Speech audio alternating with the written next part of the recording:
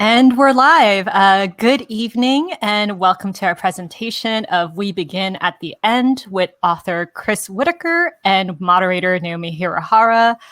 We have signed book plates available for those who purchase a signed copy tonight. Just click on the green purchase button directly below the viewer screen and it'll connect you to our website where you can complete your purchase. Just make sure to write signed book plate in the comment section when you are checking out your cart so that we can get that for you. Also, this event includes an audience Q&A. To submit a question, just use the Ask a Question button at the very bottom of the screen. You can also vote for any questions you'd like for our guests to answer. All right, so with that said, let me briefly introduce our guests and then we can jump right into the conversation. So Chris Whitaker was born in London and spent 10 years working as a financial trader in the city. His debut novel, Tall Oaks, won the CWA John Creasy New Blood Dagger, and he is also the author of All the Wicked Girls. And joining him tonight is our moderator, Naomi Hirahara. She is an Edgar Award-winning author of the critically acclaimed Masarai series, and she is also the author of the Leilani Santiago Hawaii series and the forthcoming historical mystery Clark and Division. She's also the former journalist with the Rafu Shimpo newspaper and has written numerous nonfiction history books as well as curated exhibitions. All right, so I'm going to turn off my camera and we're going to jump right into the conversation. Enjoy, everyone. Welcome, everyone, and welcome, Chris, to Pasadena, California. Why don't you tell us first where you're located right now, what time it is, and what the weather's like? Okay, so I'll tell you exactly where I am. I'm sitting in a cabin that I built myself at the end of my garden. And it's 1 o'clock in the morning and it's quite clear outside and a bit cold, but it's been sunny. It feels like spring has arrived. And I live in a small town just outside London. I live about 4 or 5 blocks away from Vroman's, and it's been around 68 degrees Fahrenheit here, so 20 degrees Celsius. Okay, so, no, that's better than we've got. We've got about 11, which feels warm for us at the moment. Yeah, so a very beautiful day. So welcome, and we all want to congratulate you because your book hit the New York Times bestseller list. So, you know, Thank you very much. Applause to you. Applause I know, to you. I still can't believe it. And my editor phoned me from the US to let me know the news because she finds out a bit before I would find out. But I was, our daughter is teething, so I was shut in the bedroom with her trying to get her to sleep. So I missed the call, what was probably the best call I will ever have in my life. So, so I'm bitter about that. Yeah. But a lot of times I think good news comes when you're like doing something else, you know? Yeah. So it kind of makes sense. Yeah. I just want to say I just finished reading your beautiful book, and your prose is so lovely. I've asked for you to read a very short excerpt of it. So yes, of course. Could you do that right now? And then I'll ask you some questions afterwards. Okay, so I'm going to read the opening, which is set 30 years before the actual story begins. Okay. You see something and you raise your hand. Doesn't matter if it's a cigarette paper or a soda can. You see something and you raise your hand. Don't touch it neither, just raise your hand. The townspeople ready, their feet in the ford. Movement in line, 20 paces between. 100 eyes down, but still, they held together, the choreography of the damned. Behind the town emptied, the echo of a long, pristine summer had been smothered by the news. She was Cissy Radley, 7 years old. Blonde hair, known to most. Chief Dubois did not need to hand out photographs. Walk held the furthest line, 15 and fearless. His knees shook with each step. They marched the woodland like an army. Cops led, flashlights swept. Through the trees was the ocean, a long way down, but the girl could not swim.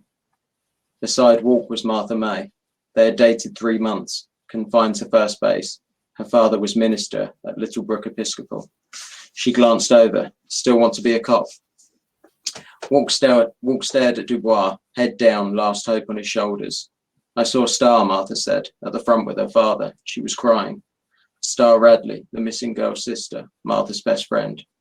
They were a tight group, only one was absent. Where's Vincent, she asked. He might be on the other side. Walk and Vincent were close like brothers. At 9 they'd cut palms, pressed them together and sworn oaths of classless loyalty. They said nothing more, just watched the ground, past Sunset Road, past the wishing tree, Chuck Taylor's parting leaves. Walk focused so hard, but still, he almost missed it. 10 steps from Cabrillo, State Route 1, 600 miles of California coast. He stopped dead, then looked up and saw the line move on without him. He crouched.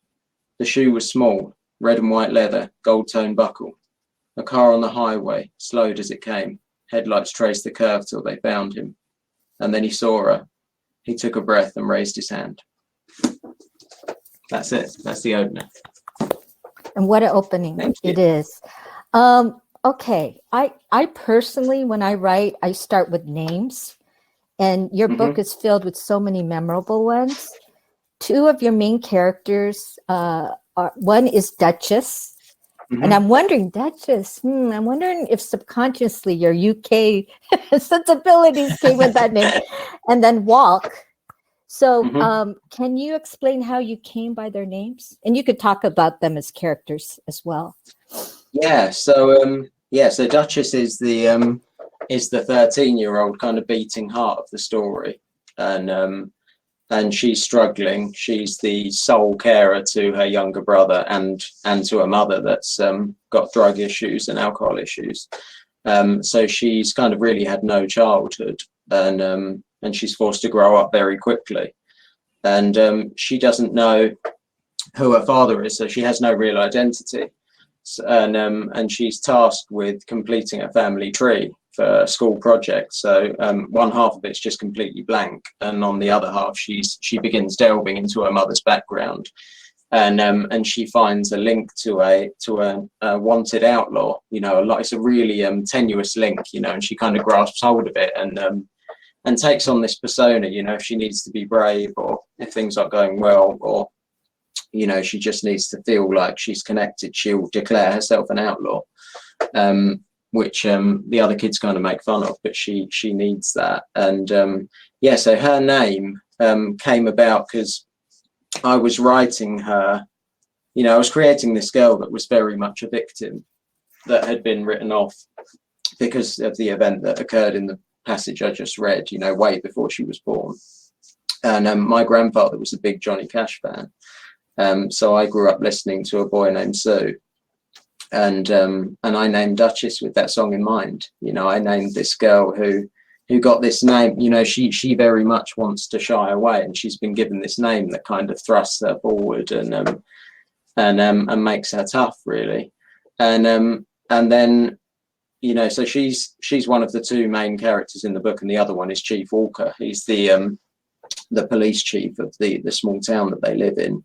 And they sound like they don't have an awful lot in common, but he looks out for her. They kind of have this enduring friendship that spans the year that the book is set in. And Walk is unwell. That's not really a spoiler. He's battling, with issues, and he's not very well. And he's the boy, at the start of the book that finds this body. And the person responsible for that is his best friend, Vincent, who goes away for 30 years to prison. And Walk's life kind of, he pressed pause at that point, because that was the point when he was happy, when he was 15. And we catch up with him 30 years later, and he's waiting for Vincent to come home, and he's still living in that same town and still kind of clinging on to that idyllic childhood that he had. And his nickname at school was Walk. And the fact that he's kept it all those years, I think, I wanted to show that he hasn't really moved on, and he's kind of stalling. And then Vincent comes back, and Duchess is terrified of this man coming back into her mother's life, because they used to date, her mother and Vincent. So she goes out of her way to protect her family, and make some bad decisions, and one of them kind of sets forth the next chapters in the book and the next year in her life, and we pick up the story round about then. Did you ever have to be careful about not saying walked. That wasn't an issue. You know what? It wasn't for me. But when people first read it, like my editor, they flagged it and said, "Is this going to be an issue?" And my surname's Whitaker, and I grew up with the nickname Witty, which people thought, you know, my Twitter handle is Witty Author, Yeah, which I think that. people think that it's because I think I'm funny, which is just not the case at all. I'm clearly not funny.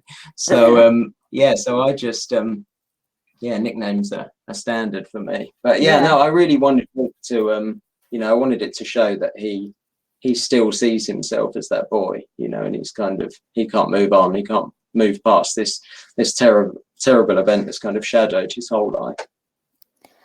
Yeah, when you were talking, I was just thinking, oh, is it he's trying to work in some symbolism of him not being able to walk forward, plus also, you know, with his illness, he's unsteady. So is there? Yeah, see, that's much better than my one. I mean, that's yeah, I'm going to go with yours. I'm going to gift you that stuff. Okay. Yeah, that's exactly what I was going for. Yeah.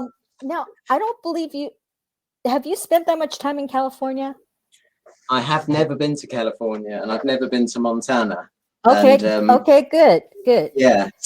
So it's puzzling, isn't it? Because it's really tough to write a book somewhere you haven't been, and there's a huge amount of pressure to get it right. And I think people hear my accent or hear that I'm from London, and they kind of might read it. You know, you might look for something that I've missed or something that I haven't got right. Well, before we get into like your actual writing and research, I want to ask you, what does California and the American West mean to you? Why are you drawn to it? Because your first book, Tall Oaks, was also set in California. And I say this because in the university, I took comparative literature courses. And one of the classes, we looked at Europeans who wrote about America and vice versa. And one of them was Frank Kafka, who wrote a book called America. He had never been to America. And it reveals so much about how he felt about the country, his perceptions. So I'm asking you that question, like why? You know, what draw does this area have for you? So to answer that, I have to kind of answer why the book and how I got into writing. Sure, yeah. So that it kind of all links together and makes sense. And it's a strange story, and it's going to sound like my life story that I'm telling you, but there is a point to it. So I didn't consider writing when I was a kid. You know, I wasn't academic at all. I had no real interest in creative writing or studying or anything like that. I just wanted to go out into the world and kind of make money, and so I messed up my exams, didn't take them seriously, went out and got drunk before my exam and missed one of them. So you know, university wasn't really an option for me unless I wanted to resit, which I didn't. So my friends all went off, you know, in their directions to become doctors, lawyers, things like that. And I just kind of bounced around from job to job and did some bar work and things like that, and just was trying to find something that appealed. But I was 18, you know, and nothing really did. And then I was out dropping. I was working as a real estate agent, and I was out dropping leaflets in London through doors. You know, it was quite early in the morning, and someone came up to me and asked if they could borrow my cell phone. And I grew up in London, and I knew I was going to be mugged because, you know, it's a big city and it's happened before, and my friends have been mugged and things like that. But he was on his own, this guy, and he wasn't particularly big. And I was 19 and brave and thought, I'm going to take him on, you know. And we had a fight for a while, and it was fairly evenly matched. And then he pulled out a kitchen knife and stabbed me in the side a few times. And I hadn't realized I'd been stabbed because the adrenaline was kind of going until I looked down and saw a load of blood, and dropped my phone, and he picked it up and ran off, and picked up my wallet, ran off. And I was quite near the hospital, so I drove myself to hospital, and they stitched me back together again. And then everything went wrong after that. Kind of, I didn't know about PTSD. You know, everyone kept telling me I was lucky, and I didn't feel lucky at all. And but I didn't feel able to ask for help, or I suppose my brother was you know, had gone off to the London School of Economics and was really doing well, and I didn't want to be the one that my parents had to worry about. So I put on a brave face and just said I was fine. But really, I'd stopped sleeping, I'd stopped eating, I was drinking and taking drugs and doing anything I could really to distract from what had happened. And things came to a head. I hoarded some painkillers and planned on taking them all. And I sat down to write my parents a note. And I remembered something. I'd gotten a book from the library. It was kind of like a self-help, you know, therapy book. And it talked about this technique you can use where you take the traumatic incident and you write about it, but you change the people involved and you change the characters and the setting and the outcome, everything about it. I think it's like a distraction more than anything. So I sat down and I wrote Duchess when I was 19. You know, she kind of appeared on the page close to fully formed. You know, I had this strong vision of this girl, and I projected everything onto her. You know, so if I was feeling angry, I made her angry, and I wrote her as a victim because I felt like a victim, and it helped. You know, I got to sleep that night and managed to kind of get through the next few weeks. You know, I had a few blips. I got drunk and drove my car off the road and still have a scar down my cheek now from that one. But I still felt, you know, unable to tell anyone. So my mum was really disappointed in me. But I kept writing, and I kept writing Duchess. And a few years, you know, when I was a kid, my parents split up, and I didn't see my dad as much as I wanted to. But he took me and my brother to America on holiday. And it was like, it was the best time of my life. And it was, it just stuck clearly in my memory as the time when I was happy, because I was trying to look for times when I was happy. And Did we you went go to to New Disney. York? I'm sorry. No, we went to Disney. We went to Florida, and we were in line at Disney, and we met this the family in front of us were from Montana. Okay. Yeah, and I was talking to them, and they just made it sound like paradise, you know, like the most beautiful place on earth. And the man said it was like switching from portrait to landscape when you go there, and that kind of stuck in my mind. And it's a line that makes it into the book. And so America became my place, you know, when I was happy, and I needed something like that, and I wanted to escape, and I wanted to set a book a long way away from my life. So when I sat down each night to write, it was like leaving London behind, leaving everything bad behind. And but it came with a lot of challenges, you know, because I don't know it that well. And so it's just, I kind of enjoyed it though. You know, I enjoyed the research, and I enjoyed, you know, it's been off and on 20 years to write this book. And I loved it. You know, I work in the library, and I go through endless travel books and maps and just read everything I can and watch TV and I found a website where you can just listen to people talk, which sounds really boring, but you can choose a town or a place anywhere in the world, and you can listen to people read transcripts, and you can pick up, you know, patterns in their dialogue and things like that. So that's how Duchess was born. It's amazing what's available to us now. Yeah. Right. And as you're doing research these 20 years, you know, that the research is evolving too, because you have more things available to you. Yeah, exactly. And I have the most amazing editorial team, you know, to help me and to catch, you know, a copy editor to catch things that I get wrong and save me. But it's more about just working hard at it, you know, and writing it and rewriting it. And I'm a believer in, you know, gut feeling and gut instinct. And if it felt right, then it stayed in the book, you know, and if it didn't, then I'd lie awake each night kind of agonizing over it and waking up and getting up to change single sentences and things like that. And just, yeah, probably a year, a good solid year was just Duchess's dialogue. But yeah, I needed it to feel right, but it didn't really until it landed on my US editor's desk, Amy. And then we kind of, you know, I had come as far as I could with the book, and it still didn't feel right, and I wasn't sure I wanted it published really, because it felt quite personal. then she, she got to work on it, and it changed. We spent another few years editing it together, and it became, the book that I just read from. It became the story that I wanted to tell. So yeah, it worked out. I'm going to ask you 3 specific points of the book. This is more like if you could just explain how you did research. And some of these are very simple, but I just wanted to just throw it out.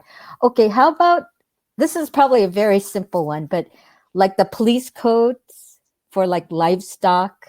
I love those ones. Yeah, so how did you? Milton the butcher keeps getting them wrong. Yeah. So did you just type that in Google, or how was your research? Well, the problem was I did type it into Google, but I have a friend that's a policeman, but obviously things are different in the UK, so he was no help at all. So I did some Googling, but then the problem is you get different definitions of the same codes. So you don't really know which one to go with. So I made a list of, pretty much everything, every site I could find. And I wrote down the things, and then the ones that appeared most frequently were the ones that I relied on. And then I found some books at the library, and it was policing in different countries and things. And there was a rough guide that again didn't quite sync up. And these are the things I agonize over. And it's why it takes, it's why we were talking before about authors that can write 2 or 3 books in a year.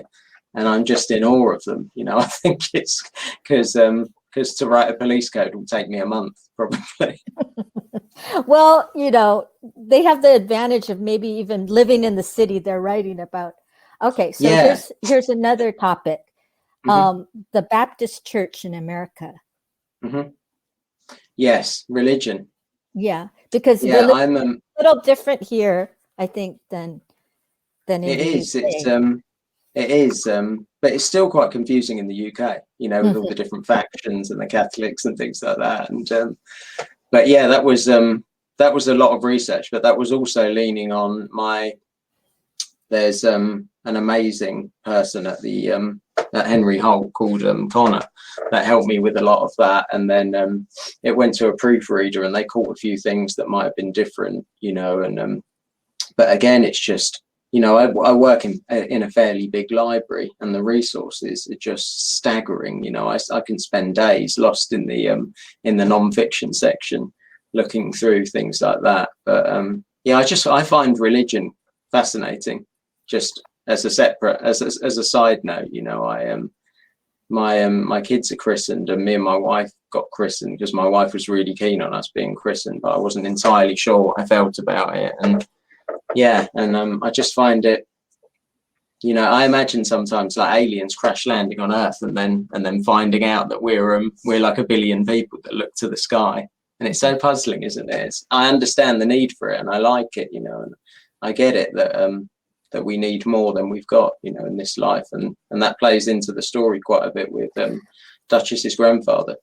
Yeah, I think there's a lot of actually spirituality in the book, and questions of faith. I love the interaction of older people and like grandchildren, so I love that interplay there. Did you have some elders in your life or was this something you kind of wished for in your life? Yeah, no, I did. I spent a lot of time with my grandparents when I was younger, with my grandfather. He passed away a while ago, but we were close. But it's like a whole different way of seeing the world. When I spoke to him, it was like we could look at the same picture and see something totally different. And that's kind of what Duchess has with her grandfather, who she meets, having never met him before. She meets him as a 13-year-old and has all this anger towards him and hatred because he hasn't been there when she needed him. And they have a very difficult relationship, and she's very unforgiving and hard, and he tries his best with her, but he also doesn't really know how to handle it, having not been around children for so long. And and he's kind of struggling because he moved away after the death of his daughter at the beginning of the book to Montana, and he was kind of running, kind of running away from the things that had happened. And there's a line where he talks about, the priest at his daughter's funeral says, it tells him that we begin at the end, and like he's supposed to draw some comfort from that. But if you're a non-believer, if you're struggling with faith, then he can't see beyond the fact that she's just gone, and there is nowhere better.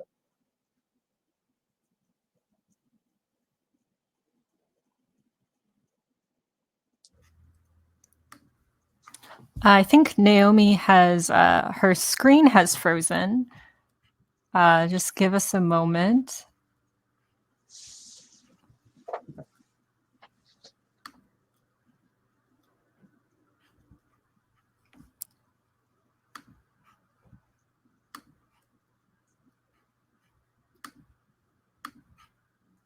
Thank you for your patience, everyone.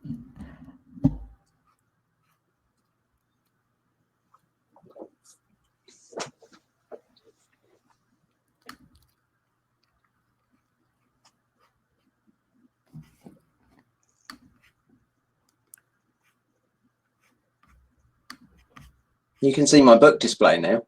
Can you see that as well? That is it's true. Just come into the thing. I do own other people's books as well. I guess while we're waiting for Naomi to come back, I guess we can go through some questions.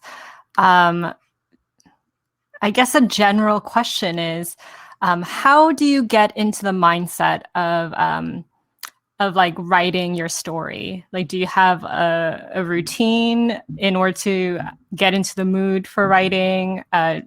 Are you strict with your schedule?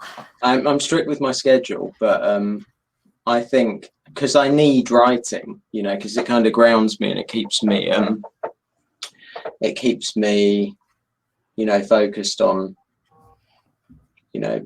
I try not to see, I have a problem where I look at the bigger picture sometimes and it feels overwhelming, and writing it enables me to just zero in on something and focus on it. And so I need to write every day. So I will, even if it's just a paragraph or something, even if I'm just deleting the paragraph I've written yesterday, I will sit down at my desk and make sure that I check in with the characters I'm writing at least once a day. But I also, because I work, like I said, I work in the library and I trade in the stock market as well. So, and we've got 3 kids and a teething baby, and we're having building work done, and there's a pandemic and a lockdown. So it's been hard to kind of shut the noise out at the moment. And I've spoken to other writers. Naomi's back. And I've spoken to other writers, and they kind of, I don't know if it's the same for you, Naomi, but it's been hard to focus at times during the lockdown, just because it feels like there's a lot going on in the outside world. Yeah, I mean, some people say, oh, all you do, basically what we do is stay at home and write. So in that sense, our activity has not changed, but just the fact that outside is chaos, it makes it so difficult. Yeah. And it's hard, isn't it? It's I like everything to be going okay in my life, and everything to be calm, and obviously that hasn't happened for a while. So it's it's been tricky. What's been exciting is one of the Disney properties, 20th Century TV. Well, they've optioned your book. They have, and I could totally understand why. It makes total sense. So congrats. Thanks. I had this mad week where I was working in the library in the day, and then having Zoom meetings with these Hollywood studios in the evening, and listening to them say nice things about the book, which was amazing. But they were just so good, Disney. And Tommy Kail is the producer, and he directed Hamilton, which I just thought was a masterpiece. I'm such a big Hamilton fan, and so to hear him say nice things about We Begin at the End was very special and surreal, kind of. It was one of those pinch me moments. What stage is it at right now? Have they found a screenwriter yet?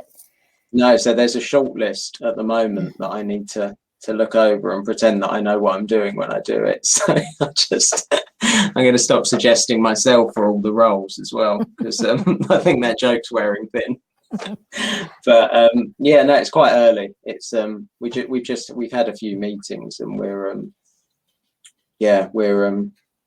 making a list. Well, they're making a list, and I'll have a look, and they've asked me to suggest screenwriters or just anything that I've seen on TV that I might like, and they'll have a look and see who the writer is. And so obviously I'm picking people that are completely unattainable. So I'm shooting for the stars. Okay, Vroman's has some great questions here. What drew you to American Westerns? Why did you decide to blend it into the crime genre? It felt right so initially, I was writing this book about this girl that had been wronged, and I'm quite interested in the concept of revenge, which tends to feature in Westerns. I don't really know what it brings to people, from the many things that I've read about it, it doesn't bring any kind of closure. It just is this kind of this human instinct, and this anger. And I felt like that for a long time.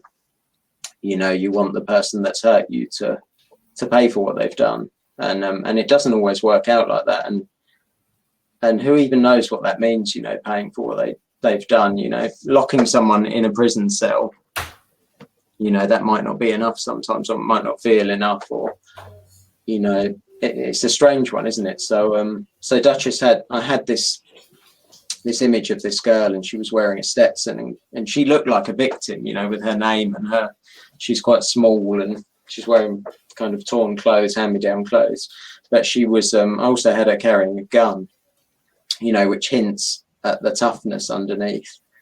And I'm a big Cormac McCarthy fan as well. So, but yeah, I didn't set out necessarily to write. I borrowed from Westerns, but I still don't really know where the book fits. And it's something we've all discussed. Me and my various publishers and editors. And is it a mystery? Is it a crime book? Is it commercial fiction? Is it general fiction? Where do you put it? And it's weird because I get to shelve the book at the library, and choose where it goes. So sometimes I put some of the copies in crime and some of them in general fiction, and they just pop up everywhere. So I can't decide either. Yes, I think somebody described it as coming of age thriller. I saw that on social media just recently. I thought that was pretty good. More about your work at the library. Do you have any you mentioned Cormac McCarthy, favorite crime novels? Let's see.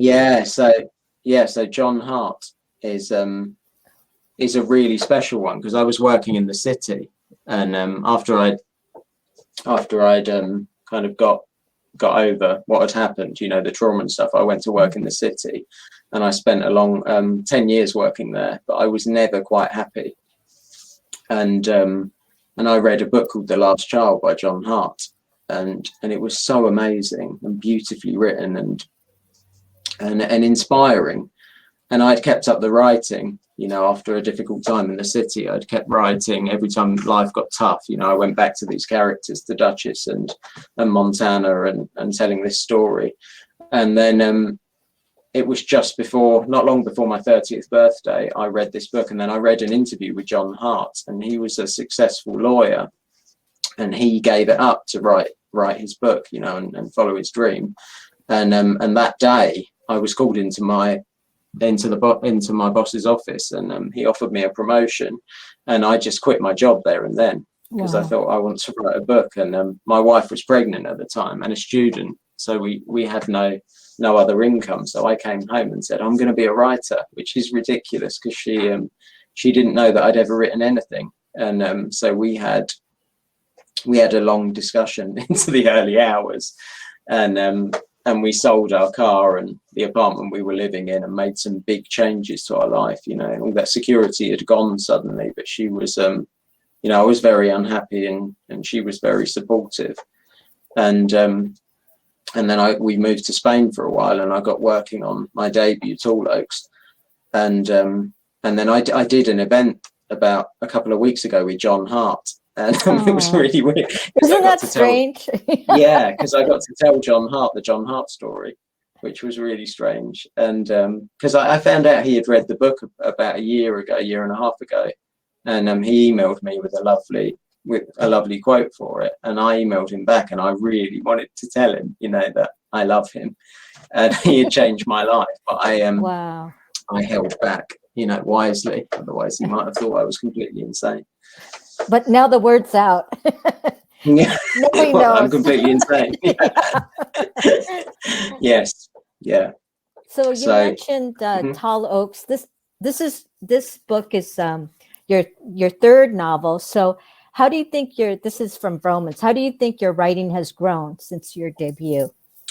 It's so different. I was doing something with Tall Oaks the other day, and it's been a while, so I skimmed over it, and I try not to ever do that, because I have this horrible tendency to want to rip pages out of the book, because I go crazy and decide that it's not good enough, or I would do it completely differently now. It's very different. It's I suppose I had a 2-book deal, and then I signed another 2-book deal, and I had, I came to a crossroads. I'd written Tall Oaks and All the Wicked Girls, and I had We Begin at the End sitting there, and every time I logged into my computer, I saw it there, this unfinished book, but it felt, it was never intended to be read by anyone else. But on the flip side, I also kind of needed some closure, and wanted to have a go at it. And my UK publisher were really nice about it, because I was supposed to deliver it in a year, and about 3 years after that, I eventually delivered the book. And they were great about it, and yeah, I felt like I needed to do it. I did. Another question: did you begin the writing process with the ending when you were writing We Begin at the End? That's a good question. That's a really good question. I knew how the book was going to end, but I started roughly somewhere in the middle. So the first scenes I wrote were just random Duchess scenes, where there's a scene where she's in a bar, and her mother's playing guitar on the stage, and there's some drunk people heckling her, and Duchess takes exception to that, and that was the first scene I ever wrote of that book. But I knew, at the start of the book, Duchess, her mother tells her that selfless acts are what make a good person. If you do something selfless, that makes you good, and that's one of the few things she teaches Duchess, and one of the few things that Duchess remembers and sticks with her. So Duchess spends much of the book looking for this perfect act, and it was kind of a journey, and I knew where she was going, and I knew whether she would find it or not, and it was just always supposed to be a snapshot, a year in the life of her and this police chief. Mm-hmm. I guess you're still getting responses from your American readers, but have you noticed any differences in how your UK readers and your American readers are responding to the book? Yeah, I think I've found my audience. Really? In the US. It's just been so, I don't know. Yeah, it's just been so incredibly positive and lovely, and people. I've had so many messages, and people have, from women that have seen themselves in Duchess, or can relate, or have a story, that relates, or from people that have needed to escape, lockdown and the pandemic, and have been able to do that in the story. But it's just been really, really nice. And, it's kind of terrifying, because I have this kind of insular life, where I go to the library and come home and I have my family, and then the book is published into this ginormous world of a country, with a lot behind it, because I was lucky, because Good Morning America and Barnes and Noble and things like that, and, and the Indie Next thing, it's been, surreal is probably as good a word as I'm going to be able to find for it, but it's been really nice. It's just, people are really kind, and I'm grateful. Maybe in a sense it's nice that you have to literally shelter in place, but you have some protection from all of that. want to remind people, you want to get a signed book plate, right, Chris? I think you've signed some book plates. They I have, yeah. went all the way from the UK to Pasadena, California. They did, and they're really rare because there's not that many of them. So you can probably eBay them at some point if you want. You know, this is going to be a TV show, people. So press the purchase book, and then in the little message, say that you definitely want a book plate. And if you already have the book, why don't you buy another one? You could gift the one you have to someone else and then get this one. Okay, so I know that Barbara has been asking this question a few times. Will you write a sequel and tell us how Duchess is? I keep being asked that question. Yeah. I don't know. It felt like it was such a long, difficult journey to write the book the first time, and I would have to have something very credible to do with the characters, you know, and I don't know. It's I might write one just for Barbara and send it to her, but she can't share it with anyone else. But I wanted to ask you, because you've written a series, a successful long-running series, and I wanted to ask about the you know, because I've never done it. I've only written standalone books, and if it's any easier, or do you get to know the characters better by the end of it, or how does it compare? I think it is easier because you know that lead character so much. In my case, I've written about a very old character. I mean, in the first book, he's 69. In the last book, he's 86. Mm-hmm. Wow.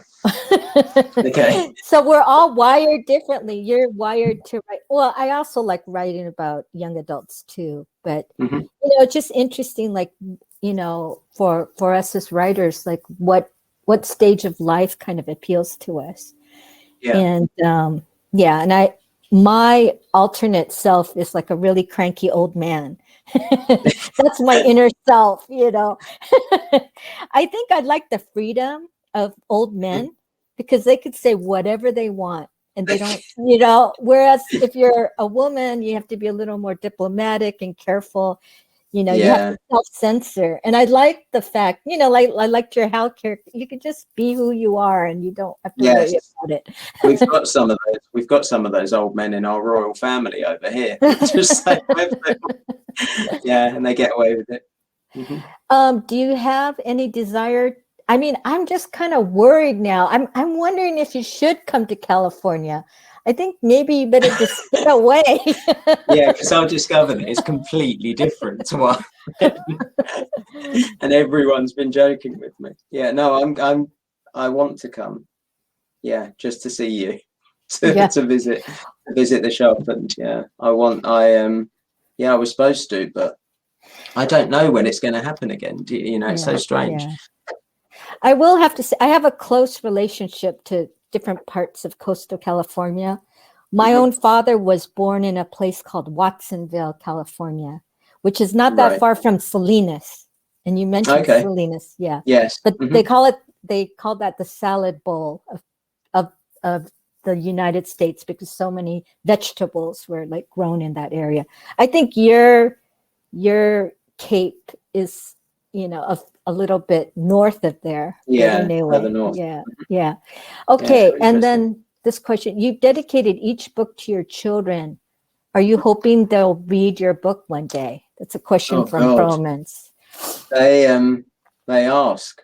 So I've got a 10-year-old, a 7-year-old, and an 8-month-old, and the boys, they ask all the time if I can read. They're kind of obsessed with it, you know, because they think it's because I've said it's too adult for them, and they've heard the word adult, and now they think I've written some scary book, you know, that they're fascinated by. So I try and choose pages that might appeal. And then they found out that Duchess is the star of the book, and she's only 13, which isn't that much older than them. So they're outraged by that. I guess they will read them one day, but hopefully I'll be one of those cranky old men by then, and I can just I can deal with their criticism with better. Well, you know, your book is actually in some ways wholesome. I mean, in the sense that a lot of the violence, you know, is off the page. You know, you actually don't have, I'm trying to think, any sex on the page. I don't think you have sex on the page either. So I don't know. You know, it's just the maybe the language of Duchess. She likes to curse but a lot. So any 10-year-old knows that language. they do. Right? I know they do. Yeah, and we're so careful. Like my wife is very careful, and if I swear, if I curse in front of them, then she's very upset. But they know more than she does. They know that because I've heard them discussing things on their own. Yeah. I don't know when I got kicked off the internet if you answered this question, but what are you working on now? Is that what you so I've been about? working. Yeah. I've been working on. So I have a teenage book that will come out in the UK in the summer, a YA book, and I've been working on the new adult book for the last year or so, and I'm due to deliver it this Christmas. Yeah, so it's another one set in the US, and it's another big story like this one, and it's kind of a mystery crime love story. That's the best way I can describe it. Wonderful. So God knows where they're going to put that one. You know, so many people, Americans during the pandemic, you probably have heard this, are just like addicted to UK, programming, like the Great Britain baking competition or whatever. The Bake Off. Yeah, the Bake Off. Like that's been comfort viewing for people. I know, like for myself, like Vera, we love Vera. We love, Shetland. Everybody's like on different BBC kind of special streaming. Oh, BritBox. There's something called BritBox that. Right. So it's. I think it's just so interesting, like what Britain means to us. Maybe would be you would probably not understand. I like that we've given something back because we take all your movies and your TV shows and I write stories set in your country. So yeah. So I think we're towards the end of our interview here. What do you want? You want to close by saying anything, Chris? Just a massive thank you. I'm so acutely aware of how lucky I am to be, a New York Times bestseller and things like that. And I spend most of my time shelving the books of other authors who have now read my book. So I'm very much a fan. I'm normally on the other end of these sort of things, working up the courage to ask questions and things. So this has been very lovely. Well, thank you so much, Chris and Naomi. That was like such a lively conversation. Thank you, Chris, for staying up at like past 1 a.m. to be in this talk. Such dedication. I'm really good at staying up now. So again, we do have signed book plates available. Just click on the green purchase button. It'll take you to our website. And when you are checking out your purchase, just make sure to write signed book plate in the comments section.